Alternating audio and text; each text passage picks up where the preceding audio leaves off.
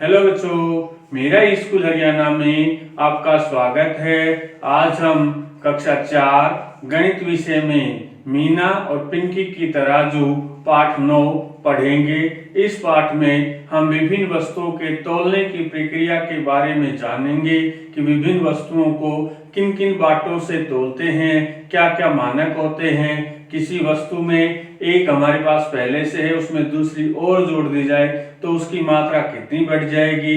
एक वस्तु पहले से है, उसमें से कुछ हिस्सा दूसरे को दे दिया जाए तो वह वजन किलोग्राम में कितना कम हो जाएगा, इसके बारे में जानकारी प्राप्त करेंगे। आइए शुरू करते हैं। आज का पाठ शुरू करते हैं। मीना और पिंकी की तराजू। ये दो लड़कियां हैं, पिंकी और मीना। पिंकी कहती है कि मेरी कार तुम्हारी गुड़िया से भारी है। मीना कहती है नहीं नहीं, मेरी गुड़िया भारी है। अब दोनों का फैसला कैसे हो कि किसकी कार या गुड़िया भारी है, इसके लिए उन्होंने क्या किया। अब ये आपस में फिर बातें करते हैं। मीना कैसे? पिंकी मेरी गुड़िया बड़ी है इसलिए भारी है। मीना कार भारी है या गुड़िया, यह अंदाज़ा लगाना बहुत कठिन है। दोनों बच्चे आपस में एक दूसरे से बातें कर रही हैं और यह नहीं समझ पा रही कि किसकी वस्तु भारी है। तभी मीना ने एक जुगाड़ लगाया। उसने दो एक जैसे रबड़ बैंड और थैलियाँ ली। दोनों खिलौनों को इस तरह से लटका दिया जैसे चित्र में लटका रखा है। चित्र देखकर बताए कौन सा खिलौना भारी है। कौन सा खिलौना भारी है भाई? जो ज्यादा नीचे तक लटकेगा, यानी गुड़िया ज्यादा नीचे तक लटकी है, इसका अर्थ है कि गुड़िया में ज्यादा वजन है। जब हम रबड़ से लटकाते हैं दोनों वस्तुओं को अलग अलग, बराबर ही रबड़ है, एक जैसा ही रबड़ है, जो ज्यादा नीचे तक जाएगा, जो ज्यादा झुक जाएगा, वह ज्यादा भारी होगा। क्या आप भी मीना की तरह कोई जुगाड़ लगा सकते हैं? चर्चा करिए इस मामले में कि क्या और भी तरीके हो सकते हैं ऐसे अंदाजा लगाने कोई वस्तु हल्की या भारी के लिए। अब हम हल्की या भारी तौलने के लिए तराजू का प्रयोग करते हैं। किसका प्रयोग करते हैं? तराजू का। ये है पहले जमाने की तराजू। पहले इस तरह की तराजू होती थी। आजकल ये वाली तराजू है जिस पर इलेक्ट्रॉनिक तराजू जिसको कहते हैं, आपने अभी दुकानों में देखी होगी इस तरह की। और यह तराजू है जो सुनार रखते हैं सोने चांदी के आभूषण तौलने के लिए। तो ये इस तरह की तराजू हैं जो वस्तुओं को तौलने के लिए काम आती हैं। चित्र में दिखाई गई वस्तु को पहचानो। ये क्या है? ये 1 किलो का बाट है। ये 1 किलोग्राम का बाट या बट्टा भी इसको कहते हैं।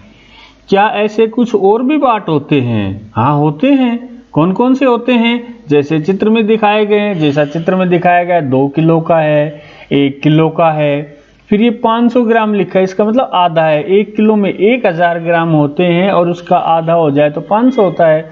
ये 500 ग्राम का, 200 ग्राम का, 100 ग्राम का और 50 ग्राम का, जो सामान्यतः हमें दुकान पर देखने को मिलते हैं। वजन तौलने के कौन कौन से बाट होते हैं और कौन से बाट हो सकते हैं? जैसे अभी मैंने बताया था आपको, 50 ग्राम, 100 ग्राम, 200 ग्राम, 500 ग्राम, या किलो में 1 किलोग्राम, 2 किलोग्राम, 5 किलोग्राम, 10 किलोग्राम या 20 किलोग्राम के बाट भी होते हैं। जब आप चक्की पे जाते हैं गेहूं पिसवाने के लिए तो वहां पर आपने देखे होंगे बड़े बड़े बाट हैं, 20-20 किलो के हैं वहां पर।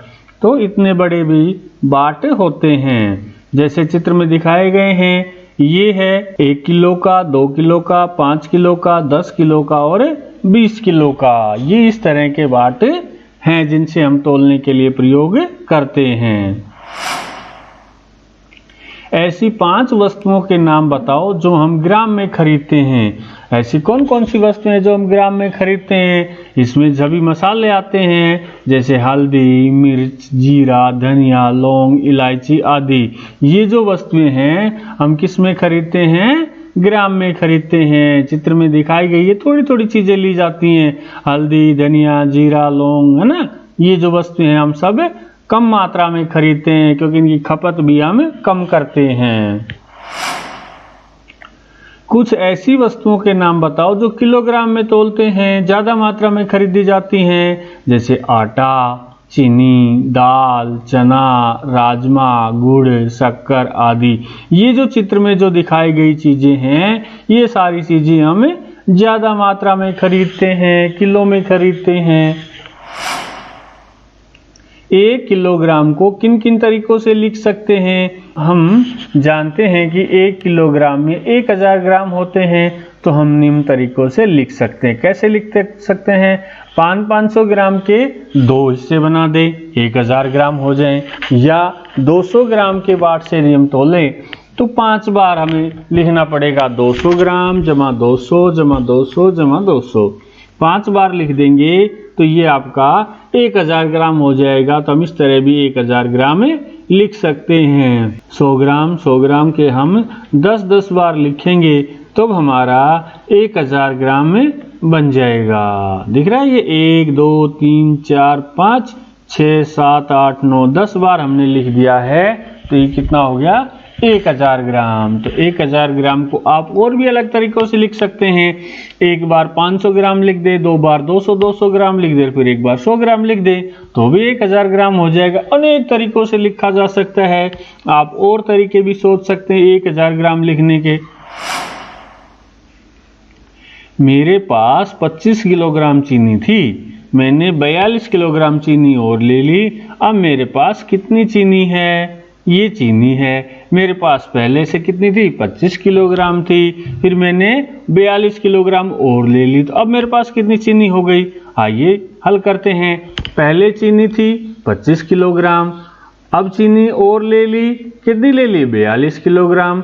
तो क्या निकालेंगे? कुल चीनी। इन दोनों को हम जोड़ देंगे। लाइन खींचिए और आगे जोड़ का निशान लगाइए, जोड़िए। 5 और 2 7, कोई हसल वगैरह कुछ नहीं है, तो यहाँ पर आ जाएगा 7। 2 में 4 जोड़ दीजिए, 2 और 4 6, 67 किलोग्राम चीनी हमारे पास हो जाएगी। अगला सवाल, ये बाजरा और चावल है, इससे संबंधित है। मैंने बाजार से 60 किलोग्राम 850 ग्राम चावल, 25 किलोग्राम 150 ग्राम बाजरा खरीदा। मैंने कुल कितने किलोग्राम सामान खरीदा? अब हमें इनको अलग अलग लिखना है और हल करना है। आइए कैसे हल करते हैं। चावल का वजन इसमें दिया गया है। देखिए चावल का वजन कितना है? 60 किलोग्राम 850 ग्राम है। हम किलोग्राम और ग्राम पहले अलग अलग लिख लेंगे। किलोग्राम के नीचे किलोग्राम और ग्राम के नीचे ग्राम लिखेंगे। तो चावल 60 किलोग्राम है तो 60 किलोग्राम इसके नीचे लिखेंगे। 850 ग्राम भी है तो ग्राम के नीचे हम लिख देंगे 850 ग्राम। इसी प्रकार बाजरा, तो बाजरे का वजन बराबर कितना है? 25 किलोग्राम और ग्राम कितना है? 150 ग्राम लिख दिया। अब हमें क्या निकालना है? कुल कितने किलोग्राम खरीदा। तो कुल वजन बराबर करने के लिए दोनों का क्या करेंगे? जोड़। लाइन खींच के आगे जोड़ का निशान लगा दो। 0 में 0 जोड़ेंगे तो क्या आएगा? 0 ही आएगा। 5 में 5 जोड़िए, 5 और 5 10, 10 की 0 हासिल कितनी? 1, 1 लिख देंगे। 8 और 1 कितना होता है? 9, 9 में 1 और जोड़ दो, 9 और 1 10 हो गया। 10 की 0, फिर हासिल 1 है हमारे पास, तो 5 में 1 जोड़ देंगे, क्या आ जाएगा? 6, हासिल खत्म। अब उसके बाद 6 और 2 है, 6 में 2 जोड़ दो, कितना हो गया? 8, 86 किलोग्राम हो गया। मैंने 19 किलोग्राम 500 ग्राम चने की दाल, 22 किलोग्राम 250 ग्राम अरहर की दाल और 36 किलोग्राम 150 ग्राम मूंग की दाल खरीदी। बताएं कुल कितनी दाल खरीदी। हम सबसे पहले क्या करेंगे? किलोग्राम और ग्राम लिख लेंगे। लिख लिया। अब सबसे पहले चने की दाल खरीदी तो हम लिख देंगे चने की दाल बराबर 19 किलोग्राम और 500 ग्राम। उसके बाद क्या खरीदी? अरहर की दाल 22 किलोग्राम और 250 ग्राम। फिर क्या खरीदी? मूंग की दाल, तो मूंग की दाल का वजन 36 किलोग्राम 150 ग्राम। अब हम तीनों को क्या कर देंगे? जोड़ कर देंगे, तो कुल वजन आ जाएगा। कुल वजन बराबर, यहाँ जोड़ का निशान लगाओ और लाइन खींच के जोड़ कर दो। 0 0 0, 3 बार 0 जोड़ना है तो क्या आएगा? 0 ही आएगा। 0 है, फिर 5 है, फिर 5 है, तो 0 का तो कोई अर्थ नहीं हुआ। अब 2 बार 5 5 है, 5 और 5 10, 10 की 0 हासिल कितनी 1। ऊपर भी लिख सकते हैं, दाएं बाएं भी लिख सकते हैं। 1 और 5 6, 6 और 2 8 और 1 9, हासिल खत्म हो गया। यहाँ डैश लगाएंगे। 9 और 2 11, 11 6 17, 17 का 7 हासिल 1, 1 और 1 2 और 2 4, 4 और 3 7, 77 किलोग्राम और 900 ग्राम आएगा हमारी दाल का कुल वजन। 9 किलोग्राम 500 ग्राम में से 2 किलोग्राम 350 ग्राम घटाओ। अब घटा का सवाल है, पहले हम लिखे किलोग्राम और इधर लिखे ग्राम। कितना है 9 किलोग्राम है तो 9 किलोग्राम, उसके बाद 500 ग्राम। घटाना क्या है 2 किलोग्राम 350 ग्राम। लीजिए घटा का निशान लगा दें और लाइन खींचिए घटाओ। 0 में से 0 घटाएंगे तो क्या आएगा 0। 0 में से 5 घटेगा नहीं घटेगा। यहाँ से हम लेंगे एक हासिल या दहाई। दहाई लेने पर यहाँ कितने हो गए 10। 10 में से 5 घटा दो क्या बचेगा 5। अब यहाँ कितना है 4 है। दिख तो 5 रहा है लेकिन है कितना 4। 4 में से 3 घटा दो 1। अब यहाँ किलोग्राम में आ जाओ। यहाँ से तो कोई दहाई नहीं ली है, 9 है, 9 में से 2 घटा दो 7। तो 7 किलोग्राम 150 ग्राम हमारा उत्तर आ जाएगा। 8 किलोग्राम 450 ग्राम में से 3 किलोग्राम 600 ग्राम घटाओ। फिर वही चीज लिखेंगे किलोग्राम और ग्राम। कितना लिखना है 8 किलोग्राम और 450 ग्राम। घटाना क्या है 3 किलोग्राम 600 ग्राम घटाना है। घटा का निशान लगाओ, लाइन खींच दो और घटा दो। 0 में से 0 घटाओ 0। 5 में से 0 घटाना है अर्थात कुछ भी नहीं घटाना तो 5 का 5 आ जाएगा। 4 में से 6 घटेगा नहीं घटेगा। यहाँ से दाई लेनी पड़ेगी, यहाँ से दाई ले लो। यहाँ कितने हो गए 14। 14 में से 6 घटा दो क्या बचेगा 8। अब यहाँ कितना है 7 है, क्योंकि एक अभी अभी दाई ली है तो 7 में से 3 घटा दो क्या बचेगा 4। 4 किलोग्राम 850 ग्राम बच जाएगा। अनीता के परिवार की एक मास में चीनी की खपत 5 किलोग्राम 250 ग्राम है। यदि राशन कार्ड से उसे 2 किलोग्राम 400 ग्राम चीनी मिले तो उसे कितनी चीनी और खरीदनी पड़ेगी। अब हम यहाँ लिखेंगे सबसे पहले कुल चीनी की खपत बराबर कुल कितनी है 5 किलोग्राम। किलोग्राम और ग्राम लिख दो पहले। 5 किलोग्राम और 250 ग्राम। राशन कार्ड से कितनी मिली है, राशन कार्ड से चीनी प्राप्त हुई बराबर 2 किलोग्राम और 400 ग्राम। जितनी चीनी और खरीदनी पड़ेगी 5 किलो 250 ग्राम में से 2 किलो 400 ग्राम घटा देंगे। घटा का निशान लगाओ, लाइन खींचो और घटा दो। 0 में से 0 घटाएंगे क्या आएगा 0। 5 में से 0 घटाएंगे अर्थात 5 का 5 आ जाएगा। 2 में से 4 घटेगा नहीं घटेगा। यहाँ से लेंगे दहाई और यहाँ कितने हो गए 12। 12 में से 4 घटाएंगे तो क्या आएगा 8। और यहाँ कितने बच गए अब 4। 4 में से 2 घटा देंगे तो 2। 2 किलोग्राम 850 ग्राम चीनी उसे और खरीदनी पड़ेगी। ये है हाथी राजा और ये हैं शेर महाराज। अब अगला प्रश्न इनसे संबंधित है। एक हाथी का वजन 475 किलोग्राम 725 ग्राम है और शेर का वजन 337 किलोग्राम 970 ग्राम है। बताएं किसका वजन अधिक है। वैसे भी हमें दिख रहा है हाथी बड़ा होता है, शेर से तो वजन इसी का अधिक होगा, लेकिन हमें यहाँ बताना है कितना अधिक है और किसका। तो सबसे पहले हम लिखेंगे हाथी का वजन बराबर, फिर वही चीज है किलोग्राम और ग्राम लिखो पहले, किलोग्राम के नीचे किलोग्राम। 475 किलोग्राम और ग्राम है 725 ग्राम। फिर लिखेंगे शेर का वजन, ये शेर का वजन है 337 किलोग्राम और 970 ग्राम। अब हम लिखेंगे अंतर। अंतर का क्या अर्थ होता है कि घटा करनी है बड़े वाली संख्या में से छोटे वाली संख्या। बड़ी ये हाथी का वजन वाली लग रही है हमें, छोटी ये लग रही है, इसको घटा देंगे।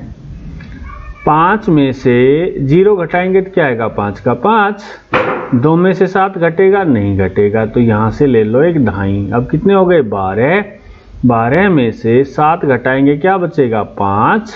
यहाँ अब कितने बच गए, 6। 6 में से 9 घटाओ, नहीं घटेगा, फिर एक ढाई लेंगे। अब यहाँ कितने हो गए, 6 पहले से थे, एक ढाई ले ली तो 10 की ढाई होती है। 10 और 6 16। 16 में से 9 घटा देंगे तो क्या बचेगा, 7। अब आगे आ जाओ, यहाँ पर एक अभी अभी हमने ढाई लिए, यहाँ से कितने बच गए, यहाँ 4। 4 में 7 घटेगा, नहीं घटेगा, तो अगले अंक से फिर ले लो। कितने हो गए अब 14। 14 में से 7 घटा दो, 7 बचेंगे। यहाँ कितने हैं, 6। 6 में से क्या घटाना है, 3 घट जाएगा आसानी से, तो 6 में से 3 घटा देंगे तो क्या बचेगा, 3। यहाँ कितना है, 4। 4 में से फिर 3 घटा दो, क्या बचेगा, 1। 137 किलोग्राम 755 ग्राम हाथी का वजन अधिक है। ये लाइन हम लिख देंगे, हाथी का वजन अधिक है। अगला प्रश्न देखते हैं। मैंने 442 किलोग्राम गेहूं खरीदा, उसमें से 165 किलोग्राम 335 ग्राम गेहूं खराब हो गया। बताएं मेरे पास कितना गेहूं शेष बचा। सबसे पहले हम लिखेंगे कुल गेहूं खरीदा, कितना खरीदा, 442 किलोग्राम। यहाँ ग्राम नहीं थे तो ग्राम के बदले हम 3 जीरो लगा देंगे, ग्राम ग्राम ग्राम, ठीक है। उसके बाद गेहूं खराब हुआ, जितना गेहूं खराब हुआ, कितना खराब हुआ, 165 किलोग्राम और 335 ग्राम, और शेष बचा 442 में से 165 घटा देंगे। 0 में से 5 नहीं घटेगा तो हमें आगे से ढाई लेनी है, यहाँ से भी नहीं मिलेगी, यहाँ से भी नहीं मिलेगी, यहाँ से मिलेगी एक ढाई। यहाँ हो जाएगा 9, 9 और 10। 10 में से 5 घटाएंगे तो क्या बचेगा, 5। 9 में से 3 घटा दो, 6। फिर 9 में से 3 घटा दो, 6। यहाँ कितने हैं, यहाँ पर है 1। 1 में से तो 5 घटेगा नहीं, 4 में से एक ढाई ले लेंगे, कितने हो गए, 11। 11 में से 5 घटा दो, 6 बच जाएंगे। आगे कितने हैं, 3। 3 में से 6 नहीं घटेगा तो फिर एक ढाई ले लेंगे, 13। और 13 में से 6 घटा दो, 7 बचेगा। यहाँ कितना है, 3 है, एक अभी ढाई ली थी, दिख तो 4 रहा है कितना, 3। 3 में से 1 घटा दो, 2 बच जाएगा। 276 किलो 665 ग्राम गेहूं अभी भी मेरे पास शेष बचा हुआ है, अच्छा गेहूं।